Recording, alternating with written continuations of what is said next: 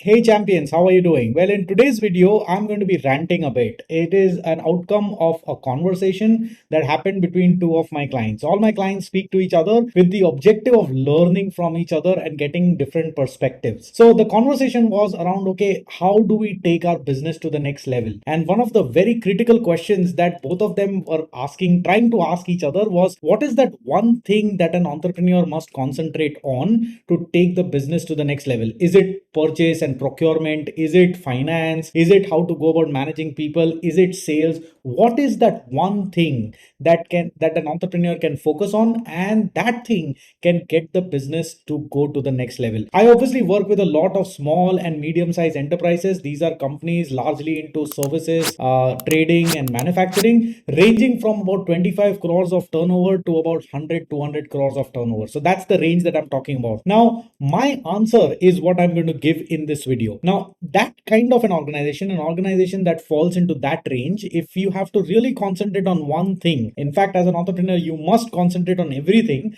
But if I have to select one thing, then I would say that would be sales. When I say sales, I don't mean to say sales directly.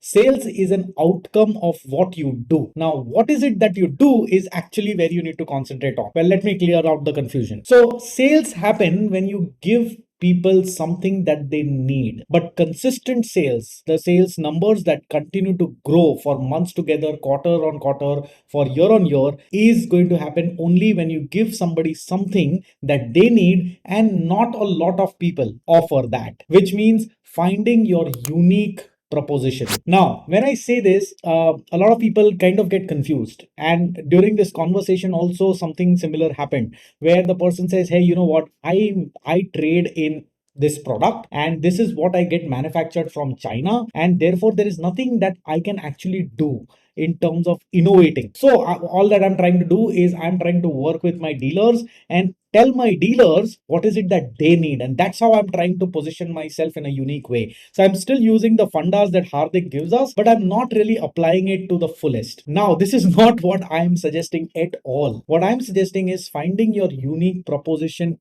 for the consumer. If that happens, the consumer is going to put the money on the table, whether it is directly to you to purchase or to your dealers if you have a dealer network via which you do your distribution. So how do you go about finding that unique proposition? Now, there are many ways to doing that, but I'm going to list down a few for you. The first one is obviously adding a product feature. So you add a feature that your customers need but nobody else is providing, if that's a possibility. The second thing that you do is you add a service to the product, a service that can help the customer use the product better.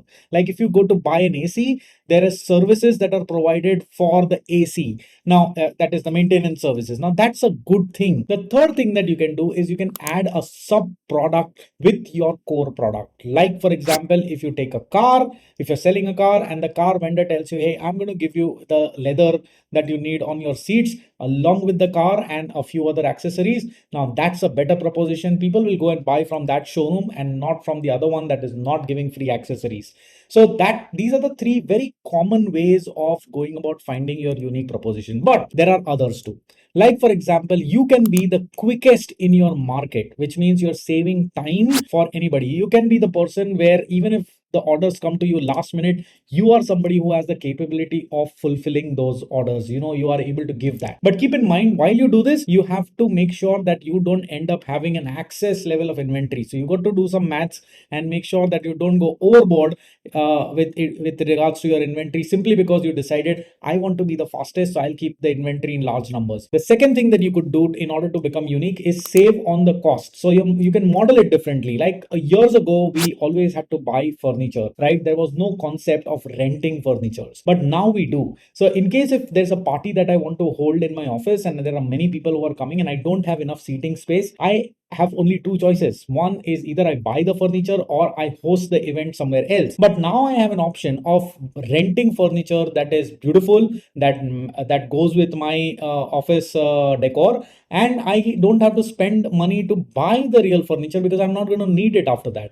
There is a concept of co-working spaces which never existed years ago. Now this co-working spaces mean that I don't have to rent the office, I don't have to worry about maintaining the office. All of that is taken care of, and I get a lavish, super looking office right on the day one. Now that's how you can go about giving cost benefits to your customer. Now again, here you got to make sure that cost benefits should not be given at the cost of your margins becoming very thin, because if that happens, then things are not going to work right. Another way in which you can go about making yourself unique is by making it easy for people to purchase products from you. Let's face it, all of us order things from Amazon, and if you actually evaluate what is it that you order from Amazon, I was doing this last week and I realized that a lot of things that I ended up ordering from Amazon was simply because I could order it on Amazon. Did I really need it? Answer to that is in some cases no, I did not. But because it was on Amazon and it was easy for me to order, I ended up placing an order. The same goes with clothes, right? So e-commerce is making it easy for businesses and for customers, for businesses to find customers and for customers to buy things online. It makes it easy. You don't have to go outside. So if you can make purchasing or dealing with you easier than all your competitors, that also is a unique proposition. Barring all of these that I said, location where you are, in case if you're a retailer, that's a unique proposition. Having service vendors across, like how Maruti is doing, you buy a Maruti car, you don't have to worry about service centers, they're everywhere. That can be a unique proposition. So you got to figure out where is a vacuum. There is no service provider or no product provider or no feature provider or no servicing or solutions provided on the time and the cost and etc., and place yourself there. Like, I'll give you one more example. Boat, as a headset company, placed itself beautifully. People wanted to use headsets, youngsters wanted to use headsets. They did not have the kind of budget, but they wanted headsets that look good. They definitely did not understand the quality of audio like some of the musicians would or some of the music producers would. So Boat came up with a headset that is cheap but looks like Bose and looks like Sony, and came up with different colors on their headset. A beautiful way to place yourself in a unique way in the market, and that is what every entrepreneur must do. Now you may ask, Hardik, how do I know which one of these or others may fit in my business for me to become unique? For that, you got to go and speak to your customers. And let me tell you this, customers are not going to tell you upfront what you need to hear. You need to take the information from the customer and interpret it yourself. For this, you require an understanding of how many businesses work, which fortunately as a consulting company we get an opportunity to do. You got to be able to unveil, scratch beyond what is said, and understand what's the hidden need that the customer would be willing to pay for, and therefore position yourself that way. If you get your sales piece right, if you understand and are able to position yourself uniquely in the market, and then you go about doing sales, your sales are going to skyrocket and keep there. Now when this happens, everything else can get taken care of. So if you screw up on your inventory, if you don't do good on your people management and people resign, all of that can be taken care of because you have earned yourself that margin of error. Nothing is going to go down the drain. But if you are struggling on sales, then anything that goes wrong is only going to be a double whammy, and you don't want that. So answer to the question, what is that one thing that every entrepreneur must focus on, in my opinion, will be sales. And to do that sales, every entrepreneur must figure out its unique position in the market by talking to the customers. So if you like this video, do hit a big fat thumbs up. If you are already talking to your customers and still getting confused, mention it in the comment box. I'll be super happy to discuss and figure out how you can figure out your unique selling proposition or your unique positioning in the market. If you've not hit the subscribe button, hit the subscribe button. It's free for you, but it will help me a great deal. Until we meet next time, all you fine people, keep growing, keep talking to your customers, make wonderful, consistent sales year on year, quarter on quarter, and all you fine people, keep propelling.